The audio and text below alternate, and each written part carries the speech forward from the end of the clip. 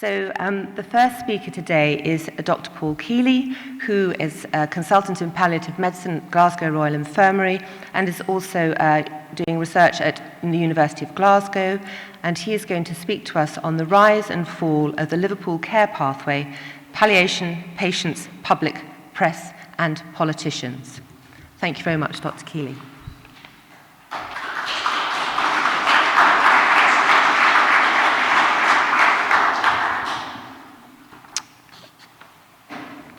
Good evening, my name is Paul Keeley, and I'm going to present a paper on my research looking at the recently deceased Liverpool Care Pathway. As a neophyte historian, I discovered quite quickly that the historians like alliteration, hence the title.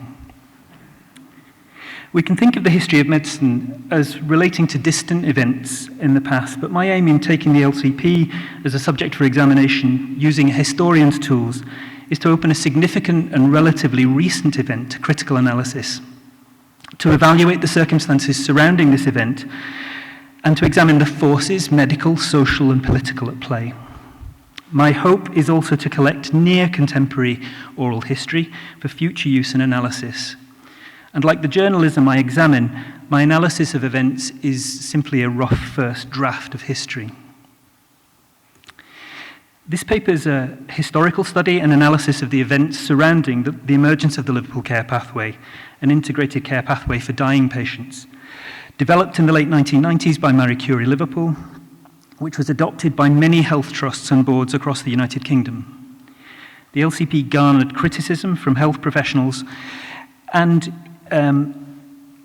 increasing media and political attention until a review ordered by the UK government and chaired by Baroness Neuberger recommended its withdrawal in 2013.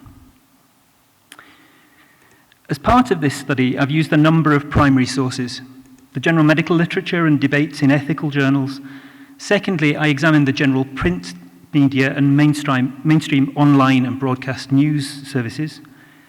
Hansard was searched for parliamentary debates relating to the LCP, and the second and third editions of the hubristically titled Care for the Dying, A Pathway to Excellence were also consulted. Finally, I undertook a series of oral history interviews with professionals involved in the development, review, and de-implementation of the LCP. The transcripts and recordings of these are kept in an archive for future scholarship at your sister college in Glasgow.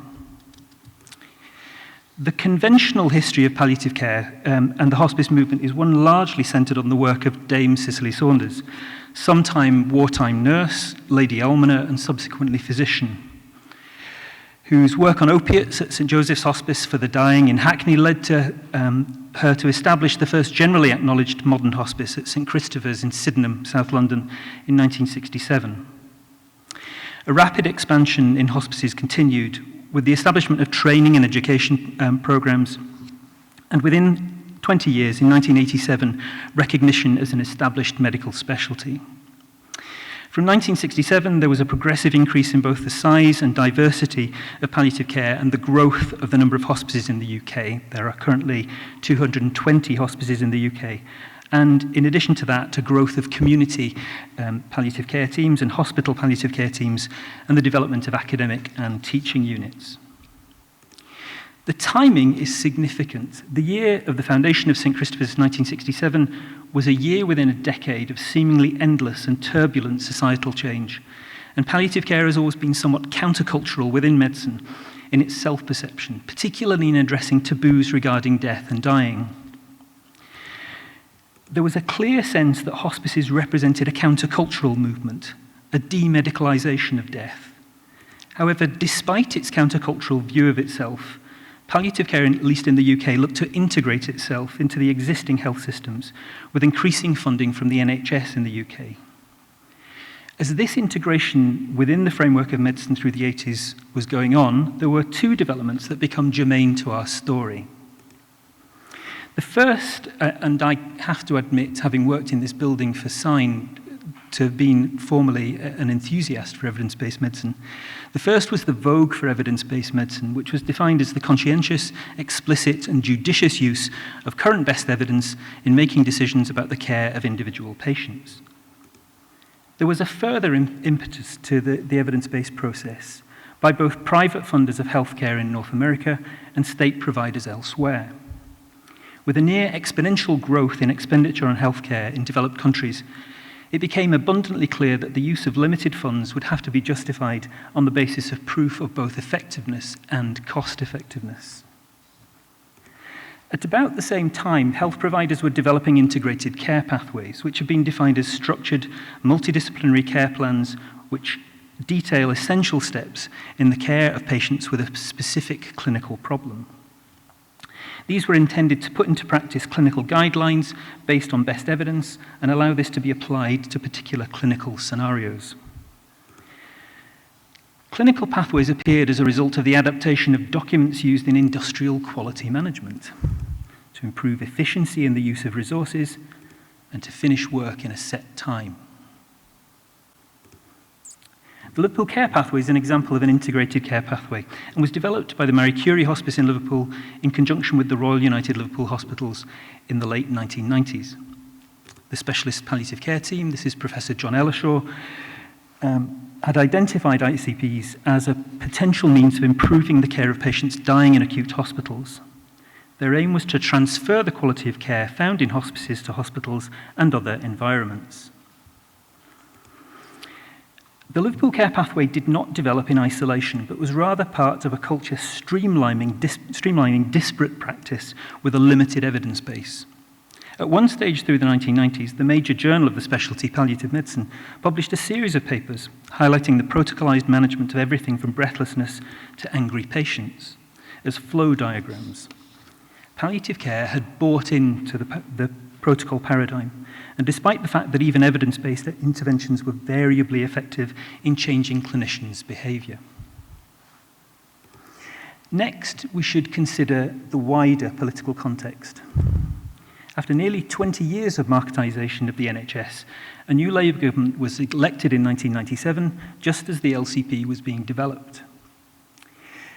Despite the change of administration, health policy retained notions of augmenting patient choice, partnership with non-NHS agencies, monies following patients, and incentivising innovation through financial rewards. It was in this context that health policy that the Liverpool Care Pathway was adopted across the NHS in England and ultimately in other parts of the UK, including Scotland. The end-of-life strategy, which was launched at that time in 2008, was launched with a budget of £286 million in England over the first 2 years. The LCP consisted of a set of clinical documents and supporting algorithms and guidelines with clear instructions on how the documentation should be completed. It depended in large part on the diagnosis, as had been outlined by Dr. Roger Higgs in 1999, an idea which I feel is problematic. In this, the patient was deemed to be dying if it was agreed by the clinical team and 2 of 4 criteria were fulfilled, namely the patient's bedbound, semi-comatose, only able to take sips of fluid, and no longer able to take tablets. These are tautological. Someone who can't take sips of water can't take tablets, and the semi-comatose patient is by definition bedbound. It's my contention that this idea, the idea that a range of physiological changes with a single endpoint, death, could be framed as a diagnosis. A dying patient looks remarkably like an acutely unwell patient, and it requires significant skill, experience, and care to differentiate between the two. The LCP did not allow for this. It's precisely this idea of framing death as a disease that was highlighted by the medical historian Charles Rosenberg as problematic. How does one manage death, which is not precisely a disease, when demands for technological ingenuity and activism are almost synonymous with public expectations of a scientific medicine? Some were less than enamoured by the move towards guidelines and protocols, fearing the loss of moral agency in clinical decision-making. Fiona Randall and Robin Downey wrote, "There is a more sinister moral consequence inherent in the exclusive and indiscriminate use of formal guides for decision-making. Where treatment is chosen on the basis of flowchart or following clinical guidelines, the carers may have seemed to have discharged their professional responsibility for that decision simply by following the guidelines." Back to the story.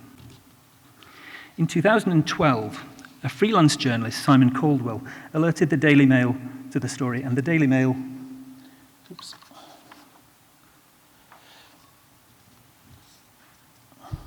among other newspapers, started to field stories, often centering on the concerns of Professor Patrick Pollicino, a neurologist in Kent, about his concerns with the LCP. Oops, I seem to have lost a page. Soon after the adaptation of the LCP across England and subsequently Scotland, disquiet began to be voiced, first in the Catholic medical journals and then more widely in medical ethics journals. The principal protagonists were a palliative physician, Dr. Anthony Cole, and Professor Patrick Pollicino. The objections voiced were that the criteria selected were too non-specific to represent an accurate diagnosis. The critics were concerned that such a pathway might be a backdoor route to euthanasia, in essence by starving or dehydrating patients to death. Their criticisms were largely grounded in Catholic moral teaching and couched in traditional Thomistic ethics. Their respondents tried to defend the LCP in the language of postmodern secular ethics. Compromise, while irreconcilable language as we used, becomes near impossible, as we've seen with current political discourse. Back to the story.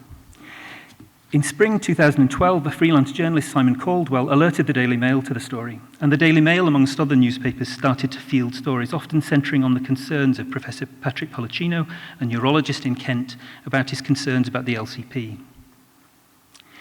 As can be seen from the graph shown, stories escalated through the succeeding months, and more people came forward to report stories of loved ones who died on the LCP. Increasingly, newspaper commentators added their voices to the crescendo of concern about the LCP. Melanie Phillips, writing in the Daily Mail, was perhaps the acme of this. The emphasis is mine. Horrifyingly, the LCP has become a self-fulfilling prophecy. When people are put on it, they're said to be dying. But they may not be dying at all, not, that is, until they were put on the pathway, whereupon they really do die as a result. In other words, they're killed. What's more, they're killed in the most cruel and callous way through starvation or dehydration. And this is a health service that's supposed to be a national byword for compassion. This really is an obscene abuse of people who expect the NHS to care for them, not to kill them. In the words of the Scottish journalist Chris Deerin, politics has become the art of damage limitation. And the nexus of politics and press is such that it's impossible for such a public scandal to avoid scrutiny by politicians. This was not going away. As is evident from the graph shown, mentions of the LCP in Parliament followed the press stories. You see a huge spike there from late in 2013 or mid-2013. Parliamentary debates were at times heated, but the key revelation came in October 2012 that hospital trusts in England have been offered payments to incentivise the use of the LCP, or in the words of the Daily Mail, hospitals bribed to put patients on the pathway to death. In October and November 2012, Norman Lamb, Minister of State for Care and Support, called a number of roundtable meetings with relevant professionals, including Professor John Ellershaw, the principal author of the LCP, Claire Henry, National Director of the End of Life Care Programme at the Department of Health, Professor B. Wee, President of the Association of Palliative Medicine. It was at the meeting on the 26th of November 2012, attended also by patients and families affected by the LCP, both supporters and critics of the pathway, that Norman Lamb announced the setting up of an inquiry under an independent chair, eventually named as Baroness Neuberger. The panel Baroness Neuberger and Norman Lamb assembled had a wide range of participants representing all the estates with an interest in the LCP and its demise. These were journalists, policymakers, doctors, nurses, lawyers, and patient groups, and a number of rapporteurs with expert experience in palliative care. The Neuberger Committee reported in July of 2013 with 44 recommendations. Most of these were uncontroversial, but some had such worryingly basic advice that patients who can eat and drink should be allowed to, and that clinicians should not falsely document care. The key recommendation was, however, that the use of the Liverpool Care Pathway should be replaced within the next 6 to 12 months by an end-of-life care plan for each patient, backed up by condition-specific good practice guidance. Thus, the Liverpool Care Pathway ceased to be. This, I might add, is the tombstone of Patrick Caulfield, an artist in Highgate Cemetery.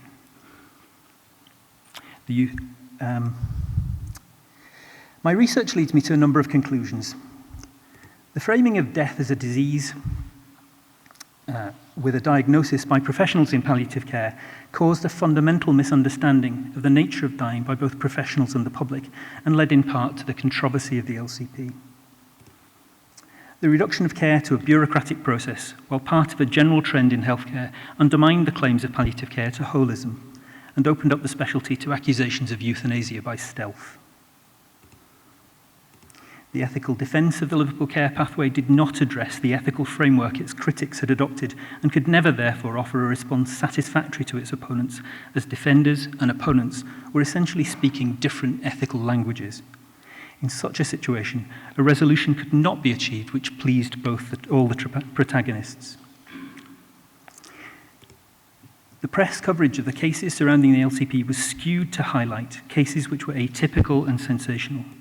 The editorializing and commentary was at times frenzied and histrionic, reaching a crescendo of attention that could not be avoided by the politicians charged with health policy and delivery. The adoption of the Liverpool Care Pathway without a body of evidence to support it was inconsistent with the stated policy of evidence-based medicine, a claim which the developers had themselves made explicit. This created a situation where the tool was not a means for delivering care, but led to the emergence of a ritual in which care was subordinated to the recording of care. One of the interviewees put this neatly. Being medics, we were never really taught about how to be formally creative, how to be creative in a rigorous way, like artists and humanities people are. So when we created a new thing, if you don't have science and you don't really have creativity, what's left is ritual. And he described it as being similar to the production of a samurai sword.